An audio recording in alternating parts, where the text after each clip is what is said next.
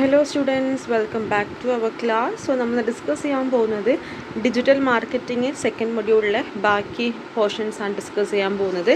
That is content creation for the digital platform. So നമ്മൾ discuss ചെയ്തുകൊണ്ടിരിക്കുന്നത് content marketing എന്താണ്, content marketing strategies എന്താണെന്നുള്ള കാര്യങ്ങളൊക്കെയാണ് ഡിസ്കസ് ചെയ്തത്. അപ്പോൾ ഇന്ന് നോക്കാൻ പോകുന്നത് ഡിജിറ്റൽ പ്ലാറ്റ്ഫോംസ് എങ്ങനെയാണ്, അല്ലെങ്കിൽ ഒരു കണ്ടന്റ് ക്രിയേഷൻ എങ്ങനെയാണ് ഒരു ഡിജിറ്റൽ പ്ലാറ്റ്ഫോമിൽ ചെയ്യുന്നുണ്ടാവുക, നമ്മൾ എന്തൊക്കെ കാര്യങ്ങൾ നോക്കണം, കീ ഫീച്ചേഴ്സ് എന്താണെന്നുള്ള കാര്യങ്ങളാണ് ഇന്നത്തെ ക്ലാസ്സിൽ ഡിസ്കസ് ചെയ്യാൻ പോകുന്നത്. So introduction to content creation അല്ലെങ്കിൽ കണ്ടന്റ് ക്രിയേഷനിൽ വരുന്നത്, നമുക്കറിയാം കണ്ടന്റ് ക്രിയേഷൻ എന്ന് പറയുന്നത് പ്രോസസ്സാണ്. Process of planning, developing and publishing information in various ഫോർമാറ്റുള്ള ഇൻഫോർമേഷൻസിനെ പ്ലാൻ ചെയ്ത് അതിനെ ക്രിയേറ്റ് ചെയ്ത് ഡെവലപ്പ് ചെയ്യുന്ന ഒരു പ്രോസസ്സിനാണ് കണ്ടന്റ് ക്രിയേഷൻ എന്ന് പറയുന്നുണ്ടാവുക. ആ ഒരു ഫോർമാറ്റ് അല്ലെങ്കിൽ ഡാറ്റാസ് നമ്മൾ പ്ലാൻ ചെയ്ത് ഡെവലപ്പ് ചെയ്യുന്നത് ഒന്നില്ലെങ്കിൽ ടെക്സ്റ്റിലോ ഇമേജിലോ വീഡിയോ ഓഡിയോ അല്ലെങ്കിൽ കുറച്ചും കൂടി ഇൻട്രാക്ട് ചെയ്യാൻ പറ്റുന്ന മീഡിയയിലൊക്കെ നമ്മുടെ ഒരു ഡാറ്റാനെ അല്ലെങ്കിൽ നമ്മുടെ എന്താണ് സർവീസ്, ആ സർവീസ് പ്രൊവൈഡ് ചെയ്യുന്നതിനെ കുറിച്ചിട്ട് ഒരു കണ്ടന്റ് ഉണ്ടാക്കലാണ് കണ്ടന്റ് ക്രിയേഷനിൽ വരുന്നത്. ഇതിൻ്റെ മെയിൻ എയിം എന്ന് പറയുന്നത്, കണ്ടന്റ് ക്രിയേഷൻ്റെ മെയിൻ എയിം നമുക്കറിയാം എന്തിനാ, ടാർഗറ്റ് ഓഡിയൻസിനെ, ഡിജിറ്റൽ പ്ലാറ്റ്ഫോംസ് യൂസ് ചെയ്യുന്ന ടാർഗറ്റ് ഓഡിയൻസിനെ നമുക്ക് ലീഡ് ചെയ്യാൻ വേണ്ടിയിട്ട് അല്ലെങ്കിൽ ആ ഓഡിയൻസിലോട്ട് നമ്മുടെ സർവീസിനെ മാക്സിമം എത്തിക്കാൻ വേണ്ടിയിട്ടാണ് നമ്മൾ കണ്ടന്റ് ക്രിയേഷൻ ചെയ്യുന്നത്. സോ എന്തിനാണ് കണ്ടന്റ് ക്രിയേഷൻ? കണ്ടന്റ് ക്രിയേഷൻ ഇങ്ങനെ നമ്മളൊരു ടാർഗറ്റ് ഓഡിയൻസിനെ ഡിജിറ്റൽ പ്ലാറ്റ്ഫോം യൂസ് ചെയ്തിട്ട് നമ്മുടെ മാക്സിമം സർവീസസിനെ മാക്സിമം യൂസേഴ്സിലോട്ട് എത്തിക്കുക എന്നൊക്കെ പറഞ്ഞു. ഇനി എന്തിനാണ് അങ്ങനെ എത്തിച്ചിട്ട് നമുക്ക് എന്തൊക്കെയാണ് ഉണ്ടാവുകയെന്ന് വെച്ചാൽ, ഫസ്റ്റ് വൺ ആണ് ബിൽഡ് ബ്രാൻഡ് അവെയർനെസ്. നമ്മുടെ ബ്രാൻഡ് എന്താണോ അല്ലെങ്കിൽ നമ്മുടെ സർവീസ് എന്താണോ ആ സർവീസിനെ കുറിച്ച് മൊത്തത്തിൽ നല്ലൊരു അവെയർനെസ് കൊടുക്കാനായിട്ട്, എന്താണ് സർവീസ്, എന്തൊക്കെ സർവീസാണ് നമ്മൾ പ്രൊവൈഡ് ചെയ്യുന്നുള്ള കാര്യങ്ങൾ കൊടുക്കാനായിട്ട് ഹെൽപ്പ് ചെയ്യുന്നുണ്ടാകും. അതേപോലെ തന്നെ പൊട്ടൻഷ്യൽ കസ്റ്റമേഴ്സ് പറയുമ്പോൾ ആരാണോ ടാർഗറ്റ് ഓഡിയൻസ്, ആ ഓഡിയൻസിലോട്ട് എത്തിക്കാനും ആ ഓഡിയൻസിനെ എഡ്യൂക്കേറ്റ് ചെയ്യാനും ഒക്കെ നമുക്ക് ഇതിലൂടെ സാധിക്കുന്നുണ്ട്, കണ്ടന്റ് ക്രിയേഷനിലൂടെ സാധിക്കുന്നുണ്ട്. സെർച്ച് എഞ്ചിൻ ഒപ്റ്റിമൈസേഷൻ ചെയ്യാൻ, വെബ്സൈറ്റിലോട്ട് വരുന്ന ട്രാഫിക് എന്ന് പറഞ്ഞാൽ ഒരു വെബ്സൈറ്റിൽ എത്രത്തോളം വിസിറ്റേഴ്സ് വിസിറ്റ് ചെയ്യുന്നുള്ളതിൻ്റെ നമ്പേഴ്സിനെയാണ് ട്രാഫിക് എന്ന് പറയുന്നുണ്ടാവുക. ആ ട്രാഫിക്കിനെ ഇൻക്രീസ് ചെയ്യാനും കസ്റ്റമർ എൻഗേജ്മെൻറ്റ്സ് കൂട്ടാനും ലീഡ് കൂട്ടാനും പിന്നെ നമ്മുടെ പ്രൊഡക്റ്റിനെ കുറിച്ച് ഒരു ട്രസ്റ്റും ക്രെഡിബിലിറ്റി ഒക്കെ കൂട്ടാൻ വേണ്ടിയിട്ട് നമുക്ക് എന്ത് ഹെൽപ്പ് ചെയ്യുന്നുണ്ട്, ഈ കണ്ടന്റ് ക്രിയേഷൻ ഹെൽപ്പ് ചെയ്യുന്നുണ്ട്. നമുക്ക് ഡിഫറെൻറ്റ് ടൈപ്പ് ഓഫ് കണ്ടൻറ് ഉണ്ട്. ഡിജിറ്റൽ കണ്ടൻറ്റ് ഡിഫറെൻറ്റ് ടൈപ്പിൽ ചെയ്യാൻ പറ്റും. നമുക്ക് ആർട്ടിക്കിൾസ് ആക്കി ചെയ്യാൻ പറ്റും. ആർട്ടിക്കിൾസ് എന്ന് പറയുമ്പോൾ ഒരു പ്രൊഡക്റ്റിൻ്റെ റിവ്യൂ അല്ലെങ്കിൽ ഒരു ആർട്ടിക്കിൾ എന്ന് പറയുമ്പോൾ ഒരു ചെറിയ പോർഷൻ എന്ന രീതിയിൽ വരുന്ന ഡാറ്റിനെയാണ് ആർട്ടിക്കിൾ എന്ന് പറയുന്നുണ്ടാവുക. സോ നമുക്ക് അങ്ങനെ പ്രൊഡക്റ്റ് റിവ്യൂ ഇടാൻ പറ്റും, അല്ലെങ്കിൽ സോഷ്യൽ മീഡിയയിൽ പോസ്റ്റ് ഇടാം. ഈ ഇൻസ്റ്റാഗ്രാമിൽ, ഫേസ്ബുക്ക്, ലിങ്ക്ഡിനിലൊക്കെ നമ്മൾ ഇടൂലേ, അതൊക്കെയാണ് സോഷ്യൽ മീഡിയ പോസ്റ്റ് കൊണ്ട് ഉദ്ദേശിക്കുന്നത്. വീഡിയോസ് ഇടാൻ പറ്റും. ഇപ്പോൾ ട്യൂട്ടോറിയൽ വീഡിയോസ് ഇടാം, പ്രൊഡക്റ്റിൻ്റെ ഡെമോ ഇടാം, അല്ലെങ്കിൽ ഒരു പ്രൊഡക്റ്റ് ഇന്നതാണ് അതിൻ്റെ യൂസേജ് എന്നൊക്കെ പറഞ്ഞിട്ട് റീൽസും കാര്യങ്ങളൊക്കെ നമുക്ക് ഇടാൻ പറ്റും. ഇൻഫോഗ്രാഫിക്സ് ഇടാൻ പറ്റും. Statistics and process explanations, podcast ഇടാം, ഇൻ്റർവ്യൂസും ഡിസ്കഷൻസും. ഇപ്പോൾ എന്തെങ്കിലും ഒരു പ്രൊഡക്റ്റ് ഉണ്ടെങ്കിൽ ആ പ്രൊഡക്റ്റിനെ കുറിച്ച് ഒരു ഡിസ്കഷൻ എന്ന രീതിയിൽ നമുക്ക് പോഡ്കാസ്റ്റ് ഇടാൻ പറ്റും. ഇമെയിൽ ന്യൂസ് ലെറ്റേഴ്സ് ഇടാം. അതുപോലെ തന്നെ ഇ ബുക്ക്, കേസ് സ്റ്റഡി, വെബിനാർസൊക്കെയാണ് ടൈപ്പ് ഓഫ് ഡിജിറ്റൽ കണ്ടൻസിൽ വരുന്നത്.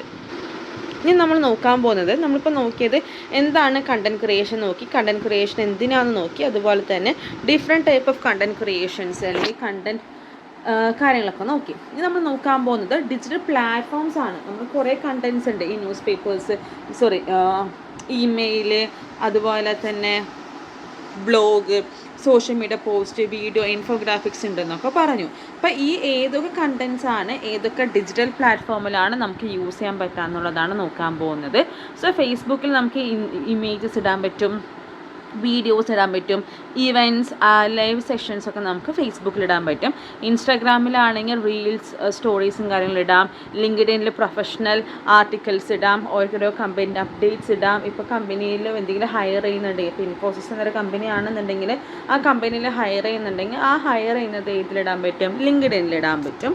യൂട്യൂബിലാകുമ്പോൾ ട്യൂട്ടോറിയൽസ്, ഇപ്പോൾ ഞാൻ നിങ്ങൾക്ക് ക്ലാസ് എടുക്കുന്ന പോലെ കുറേ ട്യൂട്ടോറിയൽസ് ഇടാൻ പറ്റും, പ്രൊഡക്റ്റിൻ്റെ റിവ്യൂവും കാര്യങ്ങളും ഇടാൻ പറ്റും.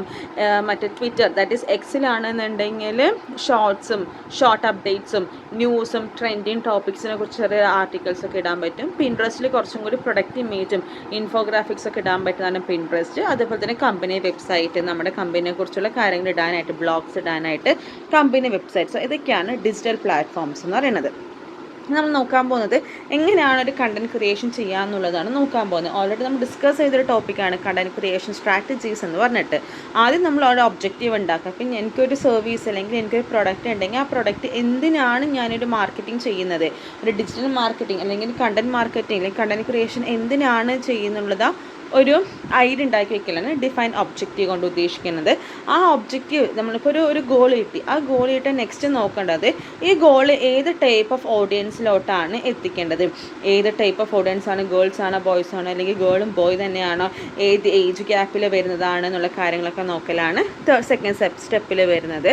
Conduct topic and keyword research, അതിന് വേണ്ട കീവേഡ്സും ടോപ്പിക്കൊക്കെ നമ്മൾ നോക്കി വയ്ക്കാം. നമ്മളിപ്പോൾ ഇന്ന ഏജ് ഗ്രൂപ്പിലാണ് വേണ്ടതെങ്കിൽ അതിന് വേണ്ട കാര്യങ്ങൾ, അല്ലെങ്കിൽ ഏത് ടോപ്പിക്കാണ് അവർക്ക് ഓക്കെ ആവുക, എന്ത് കീവേഡ് ആയിരിക്കും അവർ സെർച്ച് ചെയ്യുന്നുണ്ടാവുക എന്നുള്ള കാര്യങ്ങളൊക്കെ മനസ്സിലാക്കി വയ്ക്കുക. അതിനുശേഷം ഈ ഏജും അതുപോലെ തന്നെ ജെൻഡറും കാര്യങ്ങളൊക്കെ വെച്ചിട്ട് അവർ ഏത് പ്ലാറ്റ്ഫോമാണ് യൂസ് ചെയ്യുന്നത് കൂടുതലും, അവർ എൻഗേജ് ചെയ്യുന്ന നമ്മൾ ഓഡിയൻസ്, ടാർഗറ്റ് ഓഡിയൻസ് എൻഗേജ് ചെയ്യുന്ന പ്ലാറ്റ്ഫോം ഏതാണെന്ന് മനസ്സിലാക്കലാണ് സ്റ്റെപ്പ് 4 വരുന്നത്.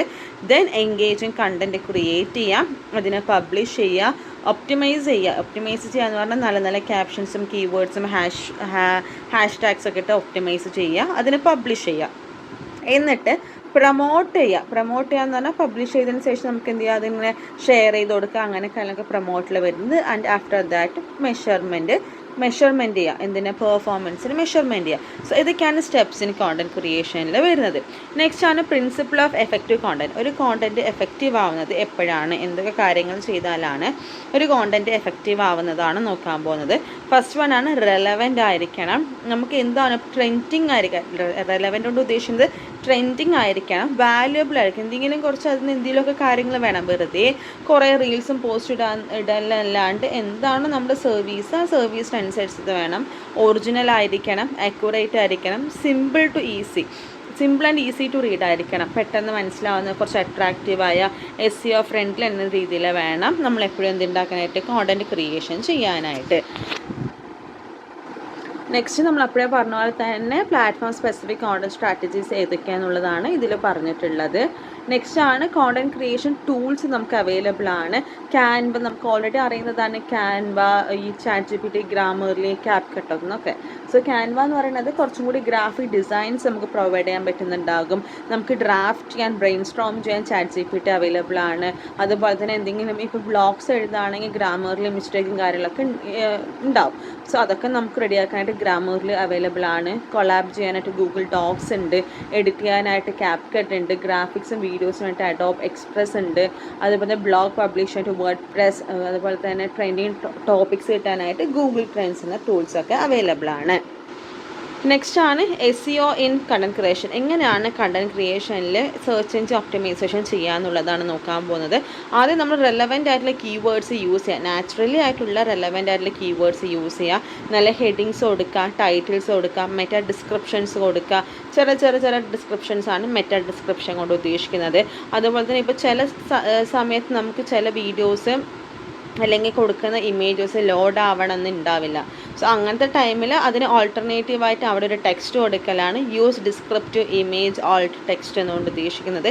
എക്സ്റ്റേണൽ ലിങ്ക്സ് കൊടുക്കുക. എക്സ്റ്റേണൽ ലിങ്ക്സ് എന്ന് പറയുമ്പോൾ വേറെ ഇപ്പോൾ ഒരു പേജ് എടുക്കുകയാണെന്നുണ്ടെങ്കിൽ ആ പേജിൽ നിന്ന് നെക്സ്റ്റ് പേജിലോട്ട് അല്ലെങ്കിൽ അതുമായിട്ട് റിലേറ്റ് ചെയ്ത് നമ്മുടെ വേറൊരു വെബ്സൈറ്റിൻ്റെ ഒരു സൈഡിലോട്ട് കൊടുക്കാനായിട്ട് എക്സ്റ്റേണൽ ലിങ്ക് കൊടുക്കാം, ഇൻറ്റേർണൽ ലിങ്ക് കൊടുക്കാം. ഈ കാര്യങ്ങളൊക്കെയാണ് SEO ഇൻ കണ്ടന്റ് ക്രിയേഷനിൽ വരുന്നത്.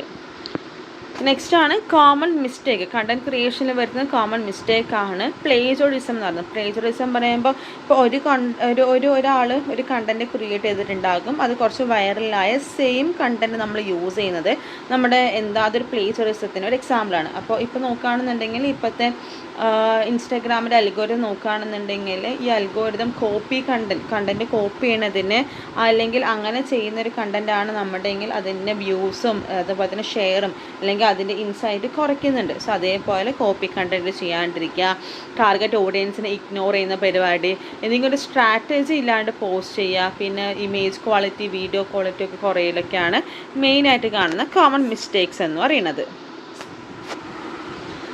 നെക്സ്റ്റ് ആണ് എങ്ങനെയാണ് ഇതിൻ്റെ കണ്ടൻറ്റ് മെഷർമെൻറ്റ് ചെയ്യുന്നുണ്ടാവുക, പെർഫോമൻസ് മെഷർമെൻറ്റ് ചെയ്യാൻ നോക്കുന്നത്.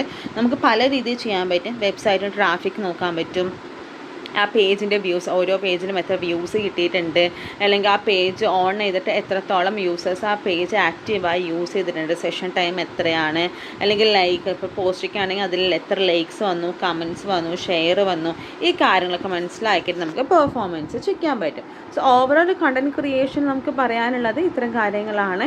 എന്താണ് കണ്ടൻറ് ക്രിയേഷൻ നോക്കി, എന്തിനാണ് അതിൻ്റെ ഇമ്പോർട്ടൻസ് നോക്കി, പല ടൈപ്പ് ഓഫ് ഡിജിറ്റൽ കണ്ടൻറ്റ്സ് ഉണ്ട്, അത് ഏതൊക്കെയാണ്, അങ്ങനെയാണെന്നുണ്ടെങ്കിൽ ആ കണ്ടൻറ്റ് ഏതൊക്കെ പ്ലാറ്റ്ഫോമിൽ നമുക്ക് യൂസ് ചെയ്യാൻ പറ്റും, ഒരു കണ്ടൻറ് ക്രിയേഷൻ ചെയ്യുന്ന ടൈമിൽ സ്റ്റെപ്സ് എന്തൊക്കെയാണ്, ഒരു എഫക്റ്റീവ് ആവുന്ന കണ്ടൻറ് ക്രിയേഷൻ എങ്ങനെ ചെയ്യാം, ഏതൊക്കെ ടൂൾസ് ആണ് അവൈലബിൾ ആയിട്ടുള്ളതെന്നുള്ള കാര്യങ്ങളൊക്കെയാണ്, അല്ലെങ്കിൽ എന്തൊക്കെ പ്രശ്നങ്ങളാണ് നമുക്കതിൽ വരുന്നത്, അല്ലെങ്കിൽ ഒരു കണ്ടൻറ് ക്രിയേഷൻ ടൈമിൽ എന്തൊക്കെ പ്രശ്നങ്ങൾ വരാം, നമുക്കത് എങ്ങനെ പ്രശ്നമില്ലാതെ ഇരിക്കാം, അതുപോലെ തന്നെ എങ്ങനെയാണ് ഒരു കണ്ടൻറ് ക്രിയേഷൻ്റെ പെർഫോമൻസിനെ മെഷർ ചെയ്യുന്നുള്ള കാര്യങ്ങളൊക്കെയാണ് നമ്മൾ ഡിസ്കസ് ചെയ്തത്. സോ നെക്സ്റ്റ് സെഷനുമായിട്ട് നെക്സ്റ്റ് ക്ലാസ്സിൽ കാണാം. എന്തെങ്കിലും ഡൗട്ട്സ് ഉണ്ടെങ്കിൽ കമൻസിൽ ചോദിക്കുക. നിങ്ങൾക്ക് ക്ലാസ് ഇഷ്ടമായി ലൈക്ക് ചെയ്യുക, സബ്സ്ക്രൈബ് ചെയ്യുക നമ്മുടെ ചാനലിന്, ആൻഡ് നിങ്ങളുടെ ഫ്രണ്ട്സിനും ഷെയർ ചെയ്ത് കൊടുക്കുക. ഇനിയും ഇതേപോലെ ഏതെങ്കിലും വേറെ ഏത് സെഷൻസോ ക്ലാസ്സസ് എന്തെങ്കിലും വേണമെന്നുണ്ടെങ്കിൽ ജസ്റ്റ് കമൻറ്റിൽ പറഞ്ഞാൽ മതി, ഞാൻ എടുത്തു തരുന്നതായിരിക്കും. സോ നെക്സ്റ്റ് ക്ലാസ്സുമായിട്ട് വീണ്ടും കാണാം. ബൈ.